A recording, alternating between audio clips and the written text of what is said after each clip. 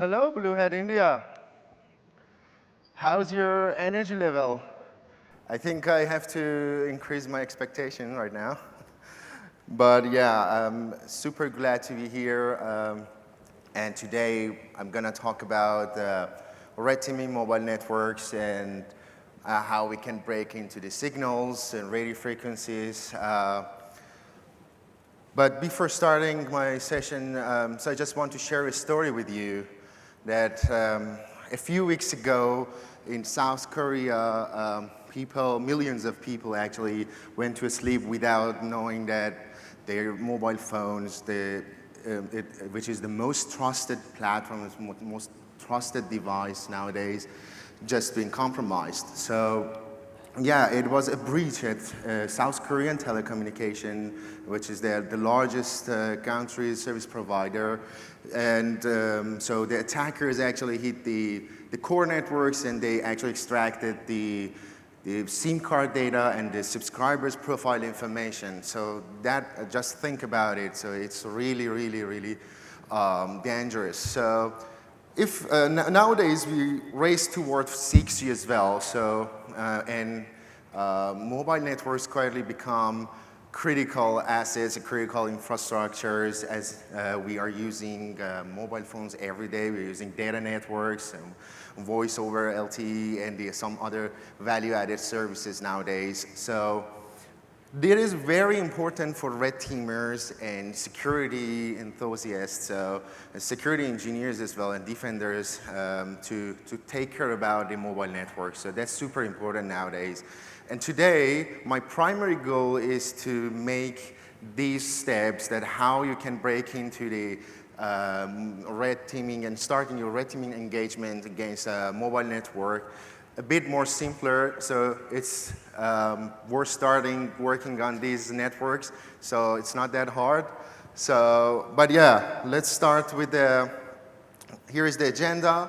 So first I will cover some brief explanation about the core networks and the overview of the telecommunication, and then I will start and deep dive into the attack vectors on both radio side and core network side. I will give you some good hints as well, very practical, and I will discuss about the framework to start these kind of engagements and some hints to set up your own lab and action point and resources as well. A bit about myself. So I'm managing the application security and offensive operations at Canon. So, and proudly Microsoft MVP. And yeah, these are my social media handles. So please keep in touch so you can ask questions and we can have very insightful discussions as well. But yeah, if you are not a red teamer, you can leave this room. But yeah, this was a joke, actually. So this talk is for everyone, every security engineers, every students as well. So if you're really interested in cybersecurity, so this talk is for you, because I just want to give you a heads up that how you can start the engagement and some mindset that you need to start these kind of engagements, and also that's super useful for defenders as well. So this can be very useful for other people working in IT and technology, because everyone's using mobile phones, so, and that's a part of our life nowadays. So back to that story which I shared earlier. So what happened?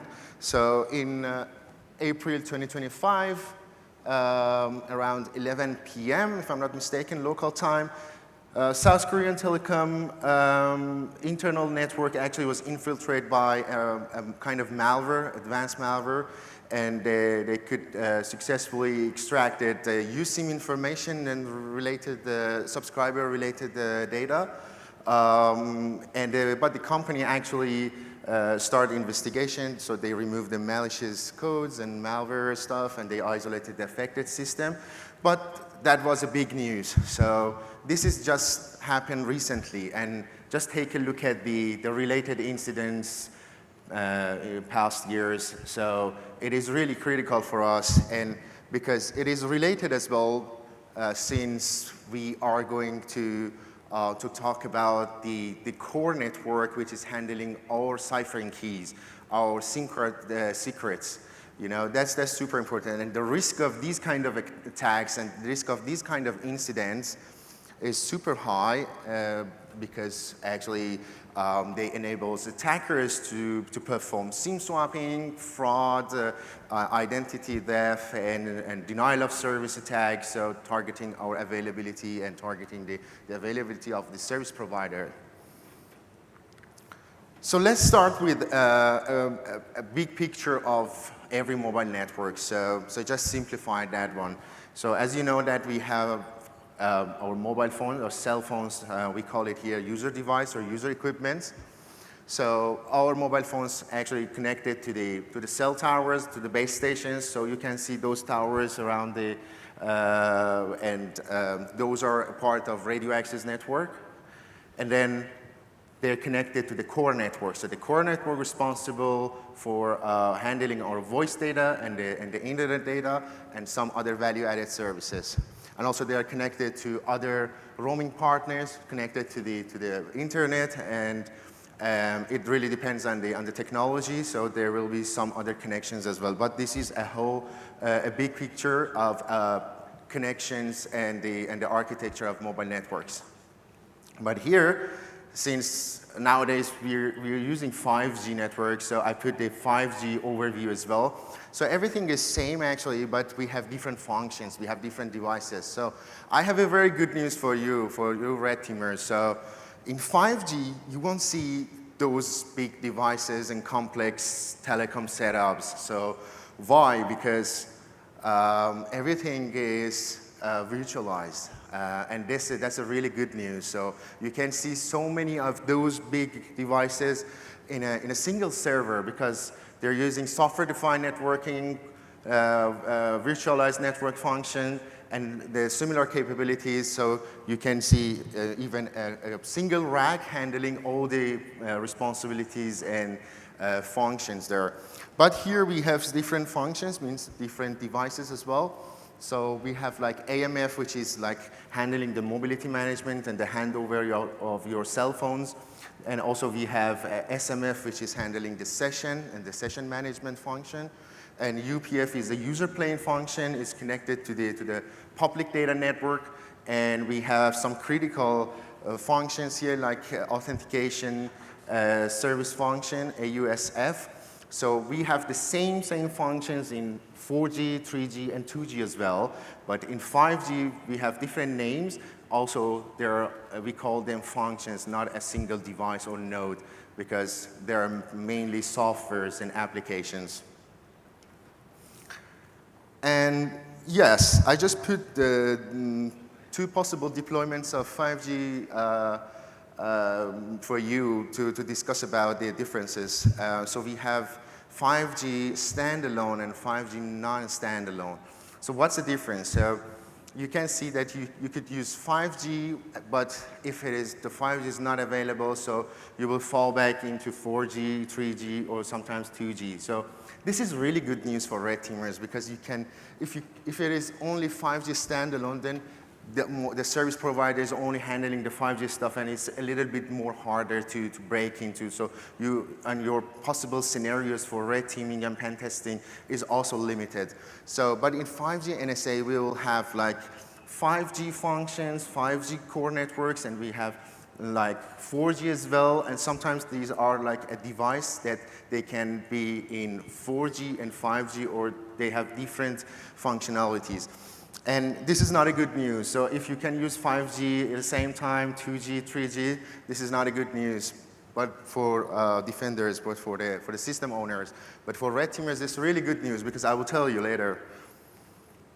So just a big picture of possible attack vectors and threats.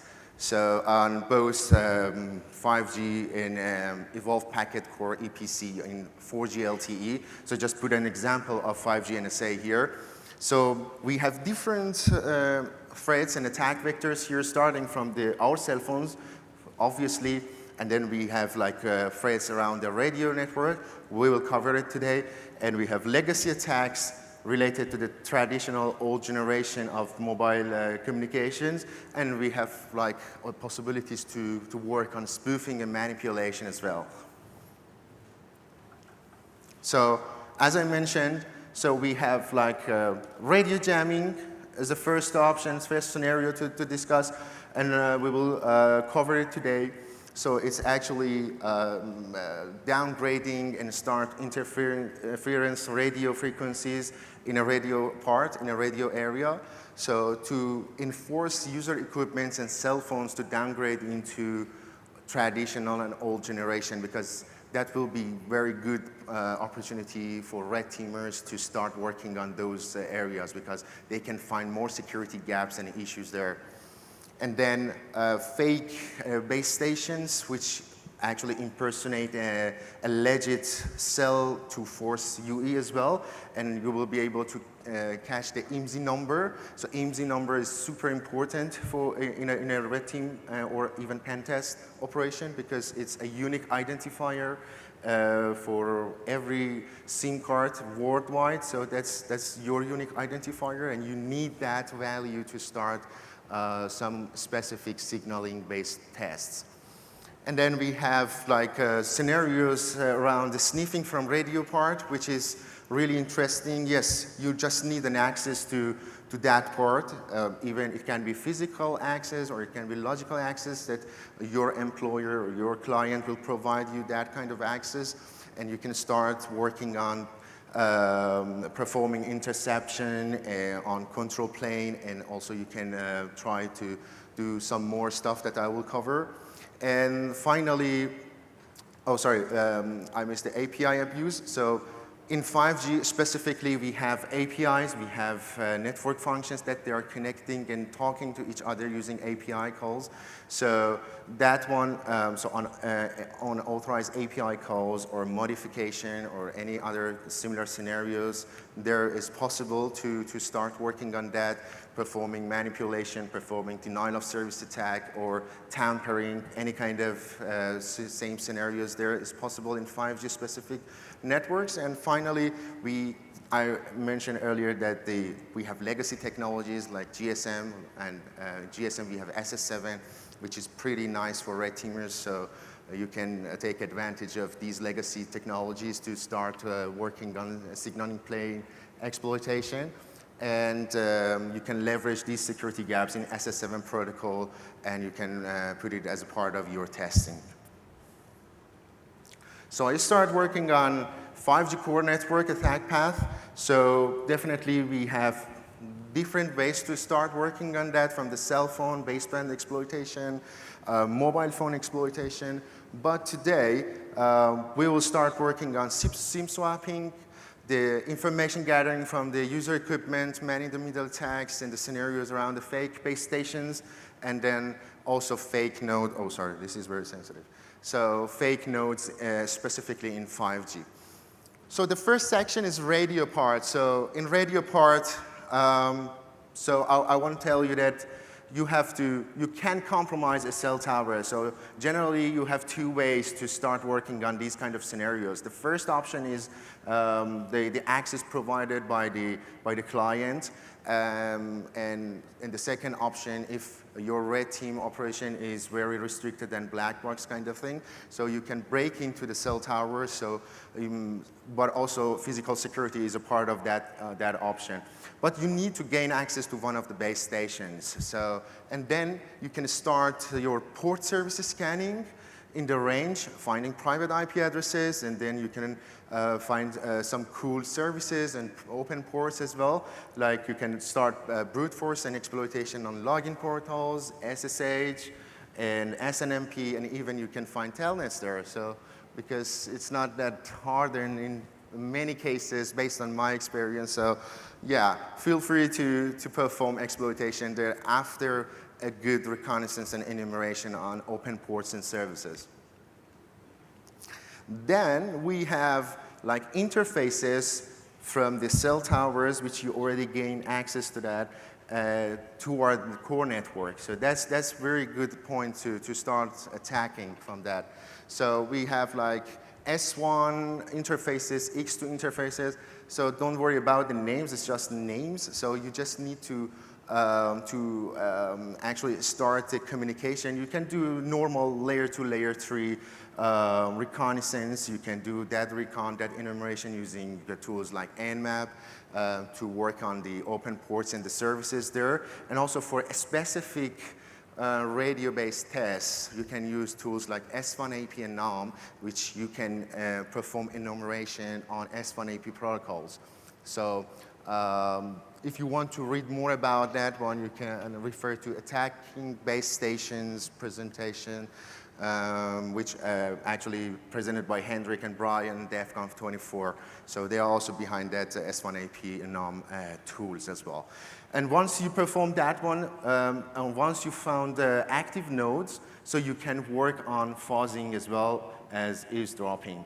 So you found an active node in the core network, or so you found private IP address services, so you can work on that. So you can start your fuzzing, you can start your exploitation. And the next scenario that you can test during your red team operation is set up a ROG base station, or even checking if it is possible or not, because that's very sensitive and that's very dangerous as well. So setting up a ROG base station will let you start a fake base station to enforce user equipments and other subscribers to connect to your falsified station, and you can actually receive their IMSI numbers and some secrets. So actually, you can use off-the-shelf software-defined radio for that, like the Blade RF, RTL SDR, and USRP devices. It ranges between $30, $40 to $2,000, so depending on the range and depending on the powerful devices you want to use. And then you have to set up the software side of your scenario as well. Then you can use open source 4G, 5G software like SRS RAN, so you can use that one as well. That's free and open source. And then you will advertise a stronger signal to subscribers, and you can actually track them, or you can perform billing fraud test cases as well. And also, there is a possibility to perform alter kind of attacks, so you can set up DNS to perform DNS hijacking, or you can redirect the subscriber to some fishy websites and destination. So I've discussed about the ROG base station, but as a part of that test, so you can work on downgrading the subscriber, first of all, to insecure generations, and how we can do that. So we can set up those ROG base station together with a jammer, or you can use some testing jammer, commercial jammers. So that's really helpful for you, because you can enforce the subscriber to work in a radio access network in 2G, under 2G or 3G, which is better options for you to start some passive or active tests against that area. So as a part of your test, you can actually check it out if fallback is possible or not. So that's really important. So because it is possible to check more vulnerabilities and security gaps in vulnerable technologies like 2G and 3G. So the next thing is SIM swapping, which actually leads to, in most cases, bypassing two-factor authentication. We can call it SIM-based account takeover as well.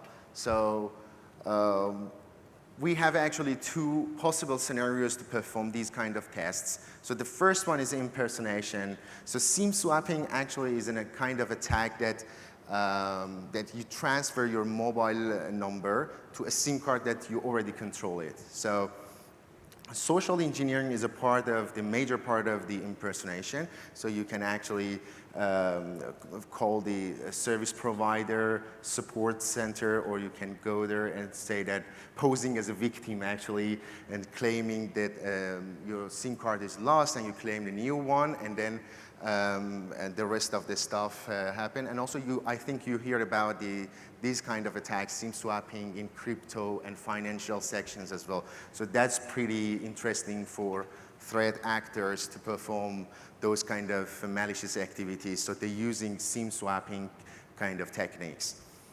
And since most of the operators and service providers preventing these kind of activities, that's really good to put these kind of tests in your red team or pen test activities and plan.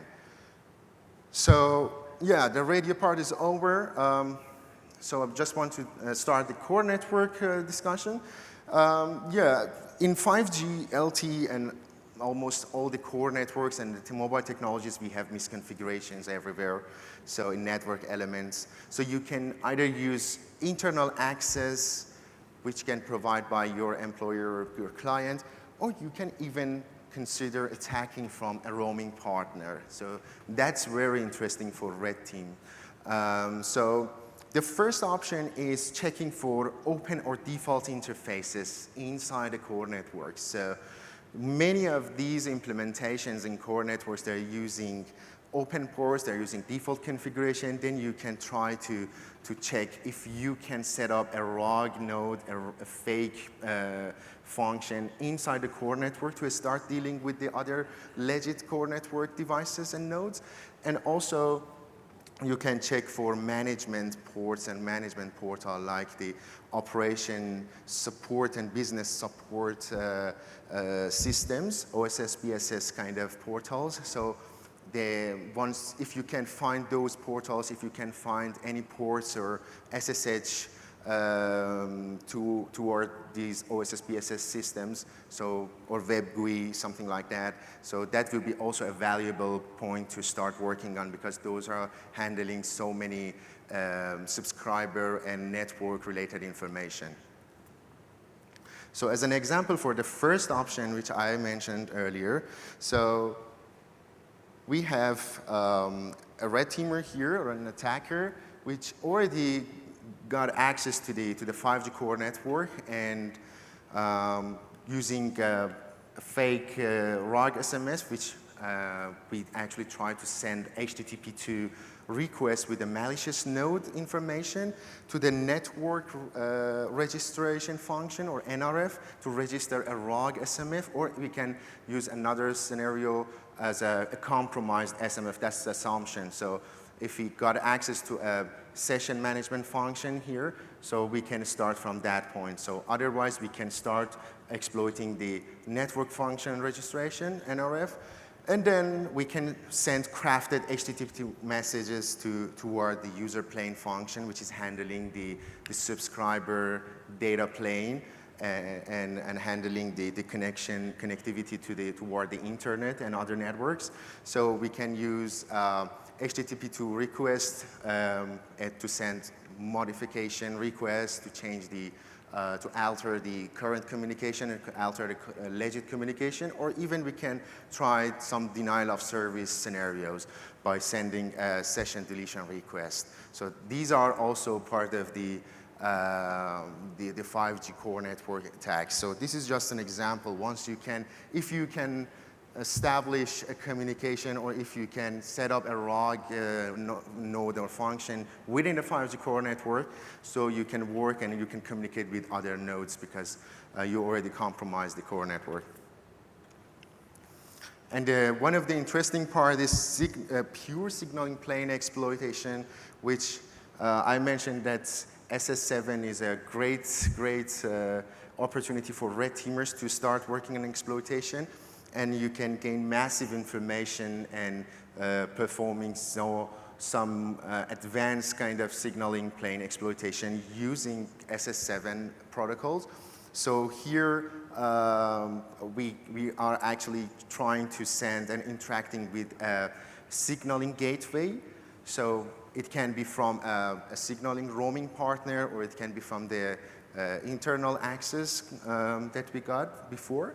And then we sent SS7 mobile application part messages. So in this case, I'm showing you ATI or anytime interrogation messages, or it can be update location UL kind of messages toward the HLR, VLR, which these functions in GSM, they are handling the subscriber information and they're handling their store SIM card profiles, subscriber profiles. So, and then what we received is the location area code and the cell ID in hex, and you can convert it to decimal to actually track and locate your testing subscriber or range of subscribers which you are testing. As you can see there, we have a LAC identity and cell identity here in the Wireshark, you can see. And if you send update location as well, you can even redirect subscriber in real time. So, and the next interesting part is that if you couldn't find anything in the radio access network, if it was hardened well, or if you couldn't find the secrets or ciphering keys in the radio access part, so don't worry about it. If you have access to the core network, you can still play with these kind of SS7 messages. So what you can see, again, I've used the GSM mobile application part message as part of SS7. So I send the send authentication info kind of message. What I receive is a random number, which is 128-bit of challenging value, which actually this number should prevent from replay attacks. And then we have SRES. That is also 32-bit signed response from your SIM card, actually. And the third option is the KC, which is 64-bit of cipher keys handling and encrypting, decrypting the data on the fly.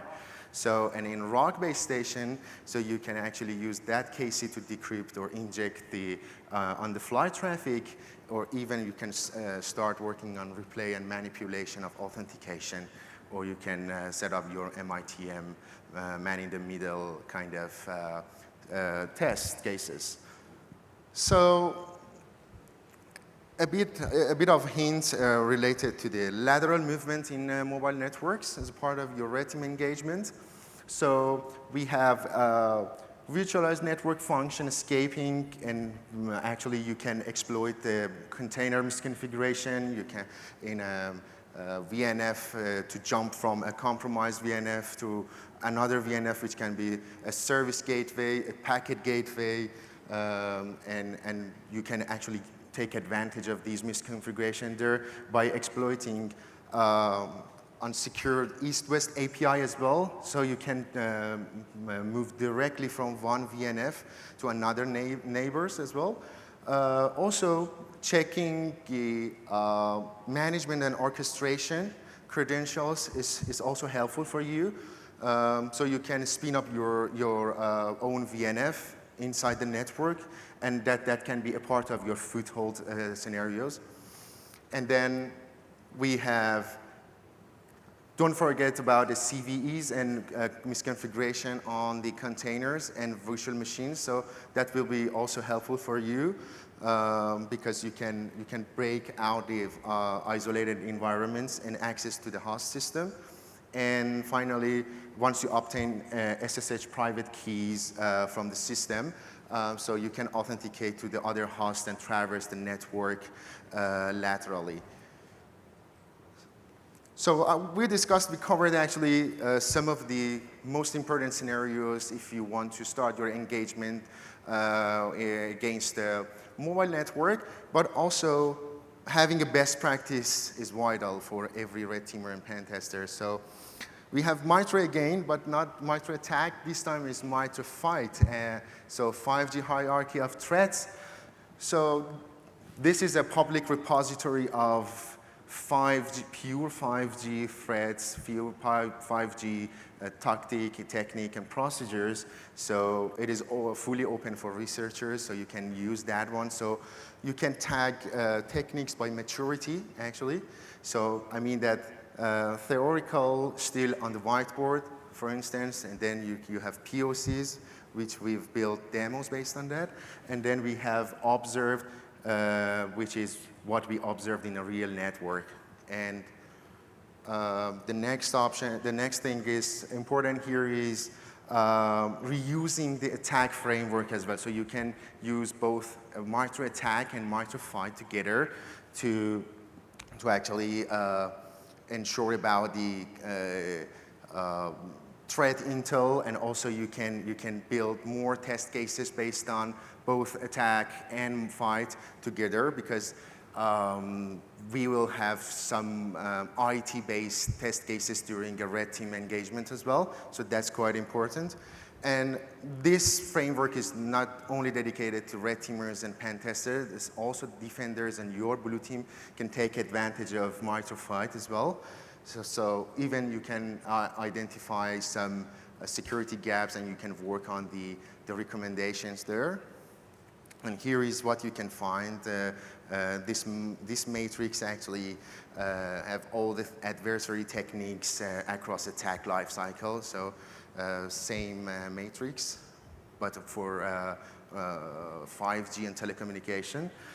And then, so I've brought you key fights TTP, which map to mobile threats. So it is as simple as possible. So we have objectives and vectors, and then what you have here, so everything is based on the expectation. So what is it? So it's based on the different test cases and techniques, which I covered as well. So you have also impact there, and also how you can perform these kind of attacks. So that one also covered in MITRE ATT&CK.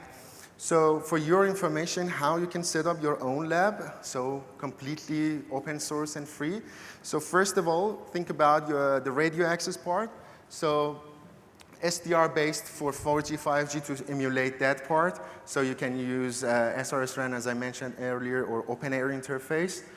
And for core network, so you can use Open 5G-S and Free 5G-C to emulate the core network functions. And some security tools, but these are not limited to these security tooling. So SIGPloid for very specific signaling exploitation. And you can use any other fuzzers. So it doesn't matter, but you can also use BlueFuzz as well. And some action points. So reconnaissance is the most important part of these kind of engagements. So do a top tier best reconnaissance to enumerate all the exposed services and endpoints, and then map and prioritize all the findings and attack vectors. Think outside of the box.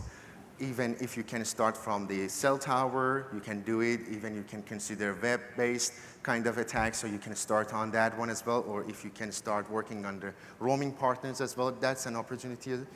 And then don't think that these kind of networks are super complex, as I mentioned earlier. So in 5G, and as we are going towards 6G, everything is virtualized, software-defined networking, network function virtualization. So just treat as other kind of assets that you previously tested.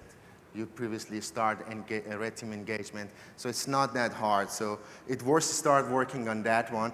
And also learn more about HTTP2 and API, because we will have more HTTP2 and API calls in 5G. And do not forget to work on AI and Gen AI if you want to work on 6G. And last but not least, never test against a production, never test and conduct any kind of test against a live service provider, live carrier. So please use your own isolated setup if you want to practice. And here's the list of resources. And before I wrap it up here, I just want to say that if we can commit to that one test at a time, one insight at a time, then 2025 won't just be more faster and more connected. It will be more safer as well. Thank you so much, and please come and ask questions.